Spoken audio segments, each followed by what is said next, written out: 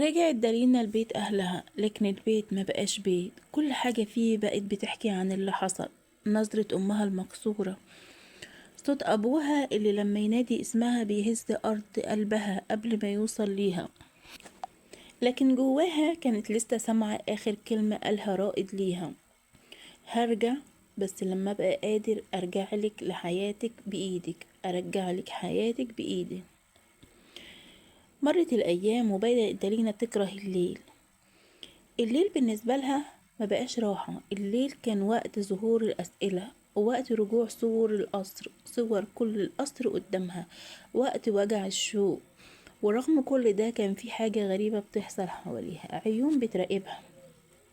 من أول أسبوع لاحظت إن في عربية سودة واقفة آخر الشارع، مش بتتحرك، مجرد وجود، بس وجود يخوف. وباباها كل ما تسأله يحاول وشه للناحية التانية، ما يحاولش ان هو يرد ولا يجاوب عليها، وكان بيدير وشه الناحية التانية. وكأن الزيادة في الحرية اللي خدتها كانت مقابل حاجة هما مش عارفينها. وفي ليلة وهي طالعة على السطح تهوي قلبها وتشم شوية هوا، شافت ظل واقف عند أول الشارع، مش باين ملامحه، وبس واقف ثابت ثابت، وواحد اتربى جوه القصر. دارينا خافت جدا، بس قلبها ما خافش، قلبها نبض النبضة اللي نسياه من شهور، كأن شبه رائد ولا يمكن الخيال يلعب بيها. نزلت تجري، فتحت الباب، مفيش حد، الشارع فاضي، لكن على الأرض ورقة صغيرة.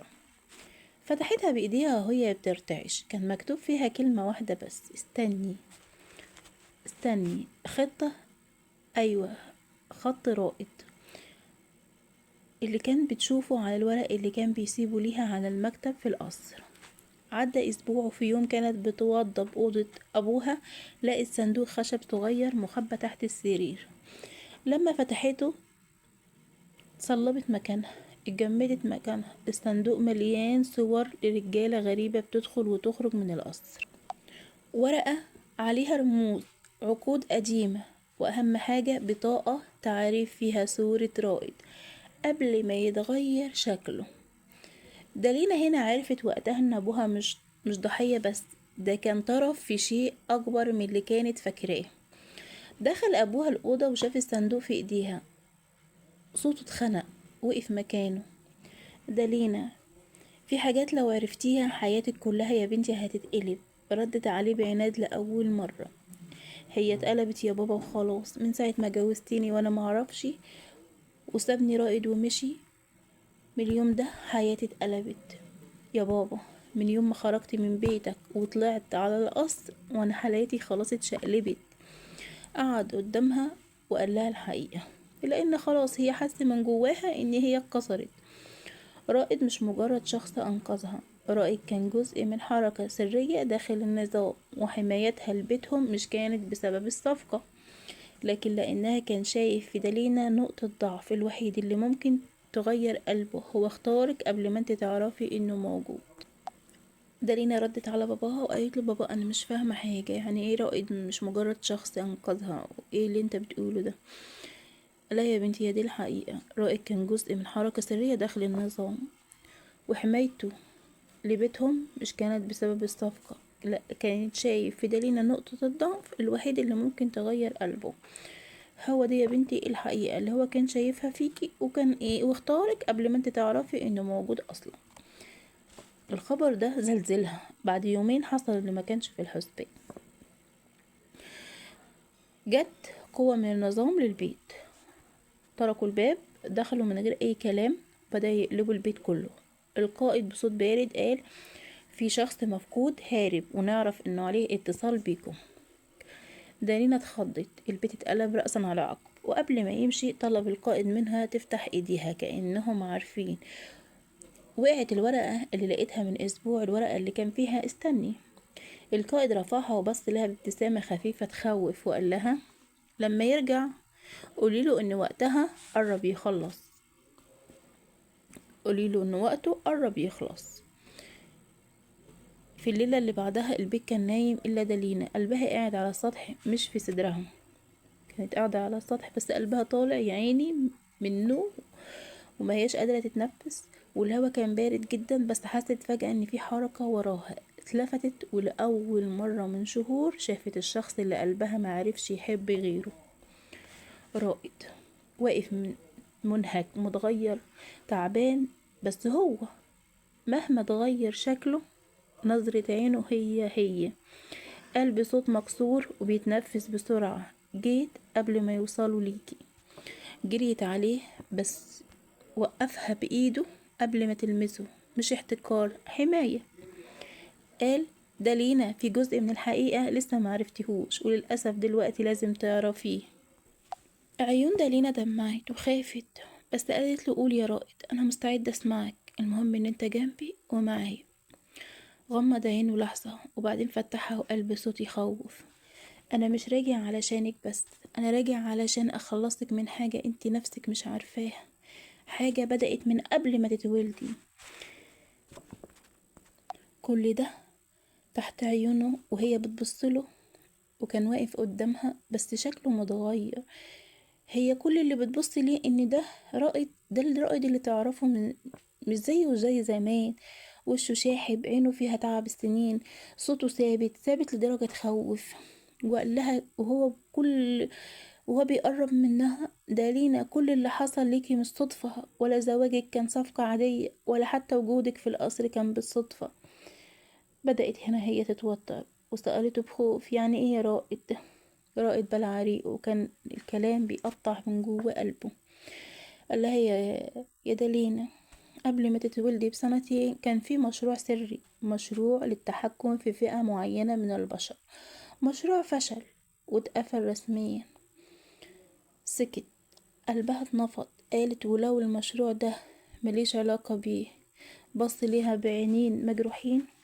لأ، ليكي، لأن وقت ما المشروع اتقفل كانوا محتاجين طفل واحد بس، طفل هادي ومش ظاهر، يكملوا عليه دراسة أخيرة من غير ما حد يعرف.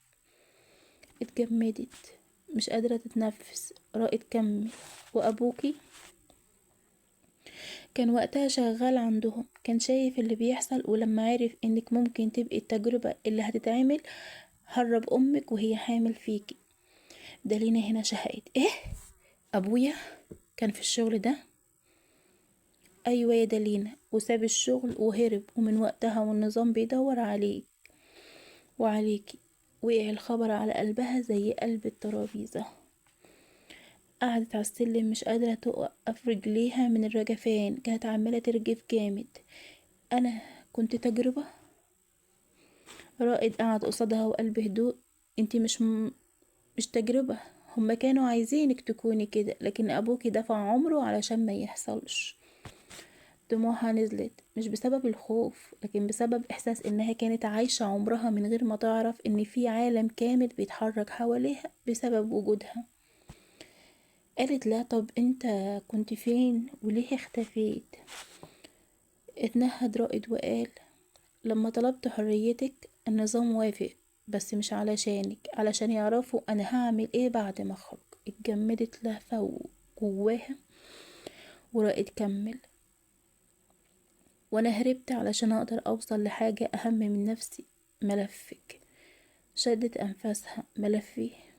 يا دليدة، كل البيانات اللي تخصك، خلي بالك هم نفذوا الصفقة مع أبوكي بس علشان تبقى تحت عينيهم. الجواز ده كان غطاء، القصر كان مراقبة، وأنا كنت جزء من الخطة، بس قلبي خرج من الخطة.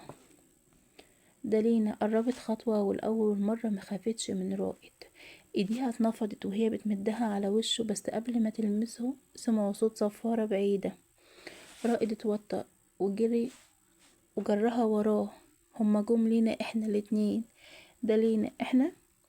رائد دلوقتي بعد ما هربت من القصر ما بقيتيش بس شخص عادي، بقيتي هدف.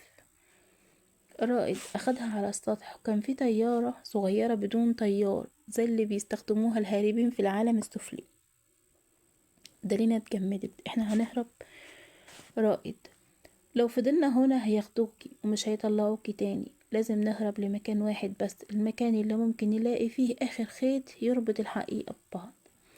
سألت بخوف. رائد وفين المكان ده؟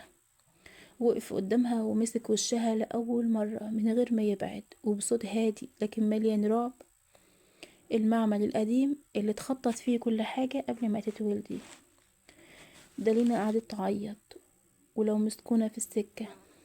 ابتسم ابتسامة حزينة وقال لها يبقى هيدفعوا تمن انهم قربوا منك قبلي.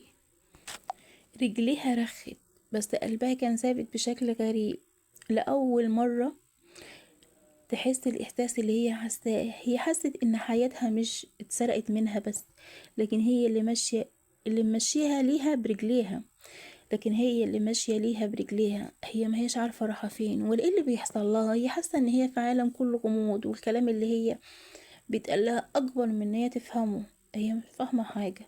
مسكت ايده بقوة وقالت له انا جاهزة، رغم ان انا مش فاهمة من اللي انتوا بتقولوه حاجة، بس انا حاسة ان في حاجة كبيرة وجوه النظام ده انا مش فاهماه، بس انا هاجي معاك. رائد رفع عينه للسما وقال الليلة هنكتب الحقيقة من اولها بايدينا انا وانتي.